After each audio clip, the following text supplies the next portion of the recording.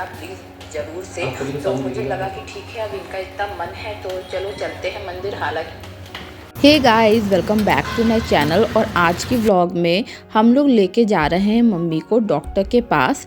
पिछली व्लॉग में आपने मेरे देखा होगा कि हम लोगों ने मम्मी का कैटरैक्ट का ऑपरेशन करवाया था। और अगर वो वाली व्लॉग आपने नहीं देखी है तो जल्दी जल्दी जाइए और जाके उस व्लॉग को देखिए। और फ़िलहाल मम्मी का ऑपरेशन हुए 1 हफ़्ते बीत चुके हैं, तो डॉक्टर ने 1 हफ़्ते बाद मम्मी को बुलाया था चेकअप के लिए। तो आज हम लोग उसी चेकअप के लिए मम्मी को लेके जा रहे हैं।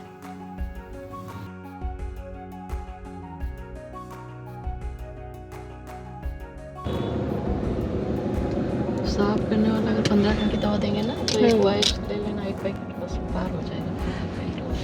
एक पैकेट में हो जाएगा। ये नई वाली पैकेट खोल दी है। हाँ, कितना दिन हुआ खुल गया? अरे इसमें है नहीं, एक और लेना बस हो जाएगा। लेकिन वो जो आपकी वाइट वाली दवा है 2 महीने यूज़ करनी है, मतलब अभी 1 महीना और यूज़ करना है। और उसी से तो ज़्यादा आँख गंदी होती है। हाँ, तो फिर आएंगे ले लेंगे। हाँ, अभी बीच में तो आना पड़ेगा एक हाँ, बार। तो वही चीज़ है, फिर आएंगे तो ले लेंगे, एक ले लेंगे हो जाएगा। ठीक है। कैटरैक्ट के ऑपरेशन के बाद यूँ तो ब्लैक चश्मा दिया जाता है, पर पता नहीं क्यों मम्मी के डॉक्टर ने इनको वाइट चश्मा दिया था, और वो भी इतना हार्ड था कि टूट गया था। तो मम्मी का पहले तो मैंने चश्मा चेंज कराया, और चेंज करा के इनको ब्लैक चश्मा दिलाया, क्योंकि वाइट वाला चश्मे से ना इनको रोशनी बहुत आँखों में चुभती थी, और मोस्टली ये ना कमरे में अंधेरा करके ही रहती थी उसकी वजह से। और वो चश्मा बहुत हार्ड भी था, तो आप लोगों ने देखा है कि जिस दिन मम्मी ने लगाया था ना उसी दिन ये टूट गया था। पर अब ब्लैक चश्मा लगा के मम्मी काफ़ी कंफर्टेबल थी। और यहाँ पे बैठे बैठे मैं मम्मी के साथ अपने खुद के व्लॉग्स देख रही थी मम्मी के फ़ोन में। तब तक मतलब कोई कंपाउंडर से शायद ये आए और इन्होंने मम्मी का चेकअप किया।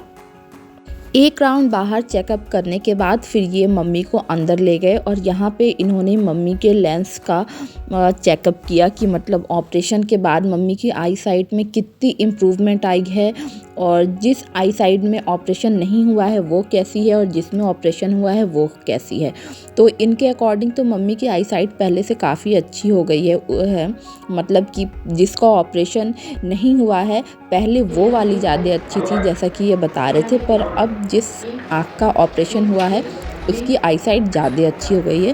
पर मम्मी के अकॉर्डिंग उनको अभी कुछ ऐसा बहुत ज़्यादा डिफरेंस समझ नहीं आ रहा है कि क्या है, मतलब कि चीज़ें इम्प्रूव हुई हैं या नहीं हुई हैं। तो मे भी शायद ये तुरंत हुआ है, इसलिए बहुत बार हमें चीज़ों का समझ नहीं आता है। तो देखते हैं आगे के 1 वीक में मम्मी की आई साइट में क्या इम्प्रूवमेंट आती है। इससे पढ़ा है। इसके बाद फिर हम लोग डॉक्टर साहब के कैबिन में पहुंच गए, और डॉक्टर साहब ने भी मम्मी की आई साइट को चेक किया। और ये मशीन मोस्टली सारे ही डॉक्टर्स के पास होती है, आप लोगों ने देखा होगा। तो यहाँ पे भी चेकअप किया, और डॉक्टर के हिसाब से सारी चीज़ें ओके थी। तो फिर हम लोग आ गए मेडिसिन काउंटर पे, और यहाँ पे आकर के मैं समझ रही थी कि मेडिसिन में क्या चेंजेस हैं, कोई चीज़ बढ़ी घटी है या नहीं है। तो मोस्टली सारी चीज़ें सेम सी ही थी। एक दवा थी इनकी जो बंद होनी थी, जिसको डॉक्टर ने ऑपरेशन के 2nd डे चेकअप करने के बाद दिया था, क्योंकि शायद मम्मी की आंखों में थोड़ी सी सूजन थी।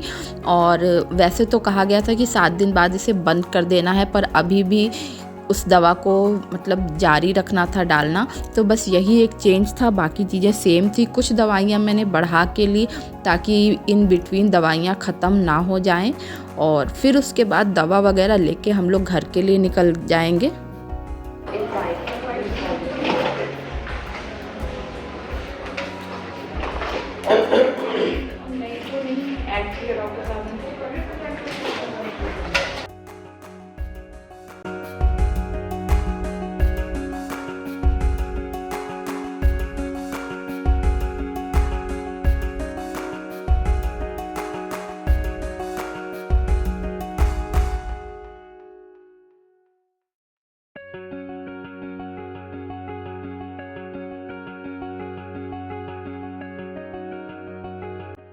समझ ना आ रहा हो। समझ ना आ रहा हो, ये भी होता है ना कि नहीं समझ आ रहा, थोड़ा और बढ़े तो शुरू में चीज़ें आदमी को नहीं समझ में आती हैं जब कोई चीज़ होता है।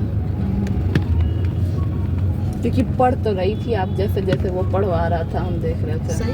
हाँ, और सही बात लेक ही सही रहता है, ट्रांसपेरेंट दिए थे वो चीजें सही नहीं लग रहा था। हाँ वो भाई वो रोशनी तो आ ही रही थी, भले ट्रांसपेरेंट में भले हाँ। चमक भले ना लग रही वो आँख में। हाँ वो पूरा- एक जो रोशनी की तेजी होती है हाँ, वो तो आ ही पड़ रही थी है। वो चीजें। अब जो है सही हो गया, उसने दिया है निकाल सबसे के। बड़ी समस्या का आपका समाधान हो गया। हाँ, अभी आएंगे जाएंगे कम से कम ये तो रहेगा हाँ। कि लगाए रहेंगे, धूल मिट्टी नहीं पड़ेगी। आगे कि अभी तक तो चलिए घर के अंदर थी तो हाँ। अवॉइड कर रही थी, हाँ। लाइट बंद रख रही थी, पर अब जब बाहर निकलना पड़ेगा आदमी को हाँ। तो कब तक जो है कहाँ कहाँ आँख बंद किया रहेगा। ये पॉलिटेक्निक के बगल ही है ना?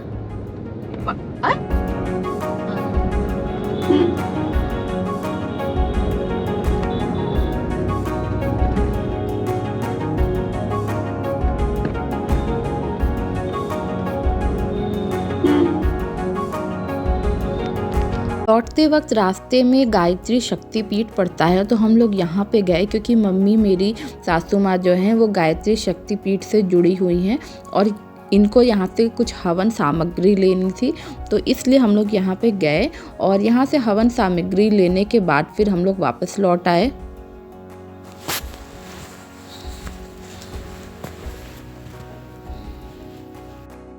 घर आने के बाद फिर मैंने अपने और मम्मी के लिए रोटी सब्जी बनाई। सब्जी में मैंने आलू गोभी बनाया हुआ था आज, और रोटी सेकते सेकते आप देख रहे होंगे कि मेरे नाक पे से ना मेरा चश्मा सरका जा रहा है क्योंकि मैंने गुस्से में एक दिन उठा के अपना चश्मा पटक दिया था ज़मीन पे। तो अब ये सुन के काफ़ी सारे लोग सोचेंगे कि भाई ये तो लड़की बड़ी गुस्से वाली है। तो हाँ भाई, हम गुस्से वाले तो हैं, पर गुस्से मैं मन में नहीं पालती हूँ। मन में गुस्सा पालने से 1000 गुना बेटर होता है कि आप उसको गुस्सा करके ख़त्म कर दो। तो मेरी नाराज़गी मतलब 1 घंटे की भी नहीं होती है। मुझे जो भी चीज़ें अच्छी या बुरी लगती है ना, मैं उसको बोल देती हूँ और बोल के फिर भूल जाती हूँ और अपना मन साफ़ रखती हूँ। मेरे में ये नहीं है कि हाँ चीज़ें बोलनी तो नहीं है, लेकिन मन में रख रख के उससे चिढ़ना कुढ़ना है सामने वाले से। उससे फार बेटर मुझे लगता है यार ठीक है, जो बातें नहीं जम रही हैं मुझे सामने वाले की या सामने वाले की मुझे, आप उसको बता दो और बात को वहीं पे ख़त्म करो। तो सारी चीज़ें करने के बाद मैंने और मम्मी ने बैठ कर के खाना खाया, और खाना खा लेने के बाद फिर घर में घी ख़त्म हो गया था। मतलब कि पूजा का साफ़ घी तो था, पर डेली यूज़ वाला जो मेरा घी था ना वो ख़त्म हो रहा था। तो मुझे घी भी निकालना था क्योंकि नेक्स्ट डे से मेरे पति देव आने वाले हैं और उनके साथ मुझे ज़्यादा टाइम स्पेंड करने को मिले, इसलिए मैंने सोचा कि सारे काम जल्दी जल्दी ख़त्म कर लूँ। तो रात ही में मैंने घी भी अपना निकाला और किचन भी पूरा साफ़ किया, घर को साफ़ किया, क्योंकि मैं नहीं चाहती थी कि ये आएँ और उसके बाद फिर मैं काम में ही घर के लगी रहूँ, या फिर ये आएँ तो इनको घर या फिर किचन या कोई भी घर का एक कोना भी अस्त व्यस्त या गंदा दिखे। क्योंकि जब आप साफ़ सुथरे घर में आते हो ना तो एक अलग ही सुकून और फीलिंग उसमें आती है। तो इसलिए मम्मी को सुबह डॉक्टर को दिखा के फिर शाम को खाना वाना बना के सारी चीज़ें करके मैंने सबसे पहले घी निकाला। कि मैं जब इनके रहने पे काम करती हूँ ना तो ये बहुत मेरे ऊपर गुस्साते हैं। ये चाहते हैं कि मैं मोस्ट ऑफ़ द टाइम इनके साथ बैठूँ, इनके साथ टाइम स्पेंड करूँ। तो इसलिए मैंने भी उसी अकॉर्डिंग चीज़ों को प्लान किया। सारी चीज़ें रात ही रात में अपने सारे काम ख़त्म कर लिए, जितने भी मैक्सिमम मुझे समझ में आए। घर को अच्छे से साफ़ सुथरा किया। रात में मम्मी की आँख में दवा डाली, और मम्मी की आँख में दवा डालने के बाद मैं क्या करूँगी इसको जानने के लिए वीडियो को आगे वॉच करिए, तो फिर आपको पता चलेगा।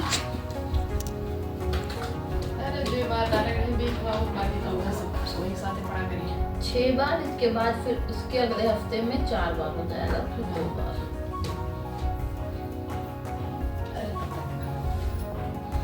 तब तक तो वापस आ जाइएगा। सो घर के सारे काम ख़त्म करके और मम्मी की आँख में दवा डालकर उनको सुला देने के बाद मैं पहुंच गई अपने रूम में, और मैंने अपने रूम को डेकोरेट करना स्टार्ट किया। क्योंकि शादी के बाद ये फ़र्स्ट टाइम था जब ये कुछ दिनों तक मुझसे दूर रहे हैं, और इसी बीच हमारी एनिवर्सरी भी पड़ी थी जिसको हम लोग सेलिब्रेट नहीं कर पाए थे।